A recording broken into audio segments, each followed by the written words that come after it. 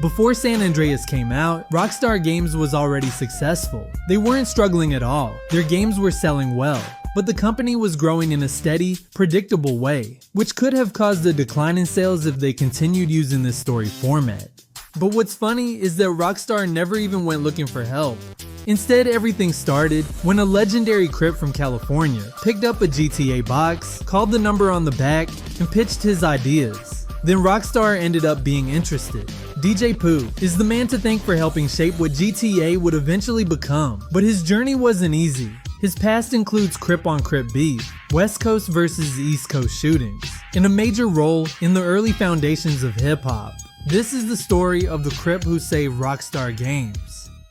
DJ Pooh was born in 1966 in Inglewood, California, but raised in the city of Hawthorne, a city known for its friendly community, often being referred to as the city of good neighbors. Though this wasn't always the case. At one point, Hawthorne was a sundown town, where non-white people were not allowed to live or stay overnight due to the local laws, which could have ended in them being locked up, or way worse. Sundown towns like Hawthorne were common from the late 1800s all the way to the mid 1900s. And although the exact timing of Hawthorne's specific policies isn't always clear in the historical records, this would set the foundation between the white people and the black people of Hawthorne. And even though DJ Pooh didn't experience this firsthand, this would shape the culture that he grew up in. But just 20 minutes away, LA was dealing with police gang units in the 1960s and 1970s, which pushed local gangs like the Baby Avenues, Godfathers, and the Apple Hats to come together and form larger gangs like the Bloods and the Crips. But out of the two, the Crips were the more dominant gang during DJ Pooh's early life. The Crips were co-led by Tookie Williams, who headed the West Side Crips, and Raymond Washington, who led the East Side Crips, which were two people that you did not want to make mad, because these boys got busy, which is how they gained influence on the streets of LA, ending up in every neighborhood, alleyway, and corner of LA, eventually even landing in surrounding cities, including the city of Hawthorne. One of these gangs being the Watergate Crips, formerly known as the Smacks, a black American street gang located on the west side of Hawthorne and Orange County. Their neighborhood was near Imperial Highway between Crenshaw Boulevard and Van Ness Boulevard, but due to the highway construction, their neighborhood was reduced to make room for the city's expansion. Now, this neighborhood was originally ran by white families, but as black families moved in, the white families would flee, leaving this community to the poor black families, which led to the formation of the Watergate Crips, taking their name from the 1970 Watergate scandal. The Watergate Crips are affiliated with the Rolling 100 Crips Alliance, which includes gangs in LA County and Hawthorne. Their cliques are 116th Street, 117th Street, and 119th Street, with Casimir Avenue running through the heart of their neighborhood. But the Watergate Crips will not be the only Crips in Hawthorne. They will have several other Crip gangs throughout the area, with who they will share a close affiliation with. But like every gang, they will have their share of rivals, which will be the Hawthorne Pyrus, the Denver Lane Bloods, and all Bompton Pyru sets. And since Hawthorne neighbors Inglewood, they will also have a feud with the Crenshaw Mafia Bloods, the Avenue Pyrus, and the Center Park Bloods. And if you know anything, you will know that their rivals are a force to be reckoned with. So one can only imagine the events that unfolded between the two. Luckily for us, DJ Pooh has shared some of these experiences through music and film, notably in the movie Friday, directed by F. Gary Gray and co-written by rapper Ice Cube and DJ Pooh.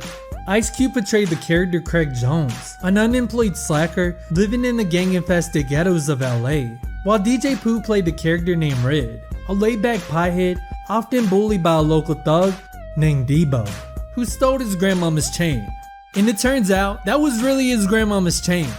But the character Debo is apparently based off one of the major Crips in LA, Big U from the Rolling 60s, Big Sam from the 111 Neighborhood Crips, and Big Mo from the Watergate Crips.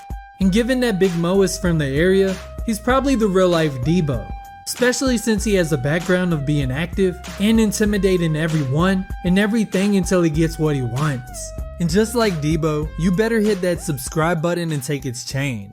Allegedly, even the part where Smokey smokes Angel dust, leading to him freaking out in a pigeon coop, is based on a real life event in the neighborhood, where a man got high on PCP, stripped off all his clothes, and then ran down the street naked, ending up in the neighbor's pigeon coop. Which that information came from a Crip YouTuber in LA named Dream Foreign. But if you want to see through the eyes of DJ Pooh, I recommend revisiting all the Friday movies. Even early on in his career, DJ Pooh was known for taking the dangerous hood elements and turning them into something positive, working with anyone for an ear for gangster rap. He was responsible for shaping the sound of West Coast music in the early 80s, with Uncle Jamm's Army. His motto was, think big, live big. And him having this mindset led to him selling out shows with thousands of people. Everyone wanted to work with DJ Pooh, but his transition from DJ to producer came when he met Dr. Dre at a local record store, where Dre put together mixtapes. And through Dre, he was introduced to the future president of Death Row Records, which sent him to New York, where he presented his music to Russell Simmons and Def Jam Records, showing up with just a cassette tape and the same beat machine used by Dr. Dre. This not only landed him a record deal, but also a membership in a group called the LA Posse, producing for the likes of LL Cool J, Tupac Shakur, Snoop Dogg, and many more. Using this to his advantage, in 1997, he released his own solo project, Bad Newz Travels Fast. But unfortunately, he would eventually lose passion for the craft and chose to take a step back, mainly due to the East Coast versus West Coast beef that was happening. This feud started in the mid-1990s, with many people saying that Tim Dog was the one that kicked it off. Tim Dog released a mixtape dissing the whole West Coast, instigating the beef between the two coastlines, and would even diss the Bloods and Crips of LA, basically saying that color banging was stupid as shit. His agenda to push the beef was fueled by his own failing career, choosing to diss those who were blowing up at the time, such as NWA, telling Cali rappers to come to New York and see who gets robbed. This statement kept the beef alive, because even after Tim Dog's career, the feud continued. DJ Pooh would even recall being in New York for a video shoot for the Dogg Pound's hit song, New York, New York, which many New Yorkers took as a diss song, though that was never the true intention of the song. But during the video shoot, someone noticed him. A man would walk up, pulling out a handgun, firing several shots at the crowd. Luckily, DJ Pooh and the Dogg Pound got out safely, and no one was hit. But one of the most known beefs in this coast-to-coast war was between two New Yorkers, Tupac Shakur and Biggie Smalls. I won't go into detail, but we all know how that ended. Unlike Tupac and Biggie, in 1990, DJ Pooh stepped back and took another approach to hip-hop. In the music video for Ice Cube's Who Was the Mac, DJ Pooh chose to play 3 characters, taking his first shot at acting and comedy. Ice Cube loved it so much that the two would even team up and produce movies together, which is how we got movies like Friday, The Wash, and other hood classics. During the 1990s, DJ Pooh found himself caught up in several beefs, involving figures like Ice Cube, DJ Crazy Tunes, Cam, Young Melee, and Solo. During a studio session with Solo, DJ Pooh grew frustrated as Solo talked trash and acted arrogantly while others were trying to work. That's when DJ Pooh checked him, banging his set to make it clear that if Solo wanted issues, he could have them. Fortunately, the confrontation never turned violent, but it earned him respect from Solo. Fast forward a few years, an altercation between Cypress Hill and Ice Cube occurred while filming Friday. DJ Pooh didn't take much notice at first, until he realized he was being shorted during production.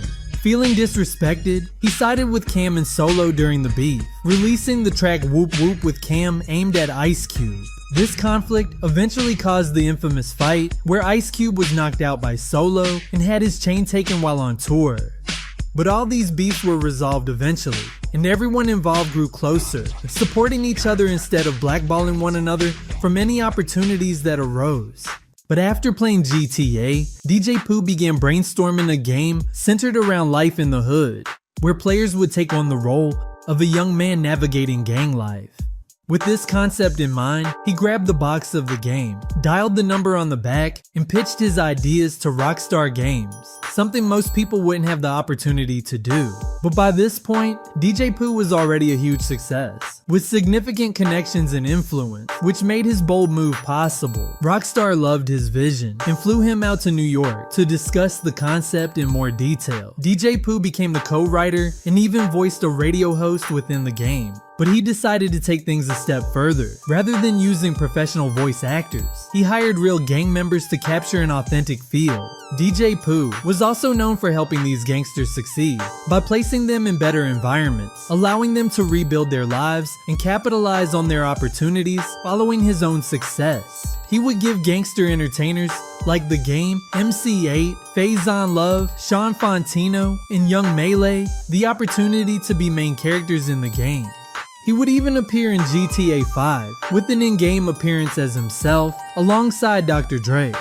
DJ Pooh helped elevate the series to levels previous Rockstar games could only dream of, launching the careers of some of our favorite characters like Franklin and CJ. And to put it in perspective, San Andreas and GTA 5 each made billions more than earlier GTA titles, showing just how much DJ Pooh's creative vision contributed to the franchise's unprecedented success. There is no telling where Rockstar would have been without DJ Pooh. Maybe they would have ended up like Saints Row, becoming corny and unrealistic, but one thing for sure is that DJ Pooh saved Rockstar Games and changed the gaming world completely. If you want to support the channel, consider joining my membership. You'll get access to members only videos and other cool perks. Also, join the Discord so we can talk about GTA and everything related.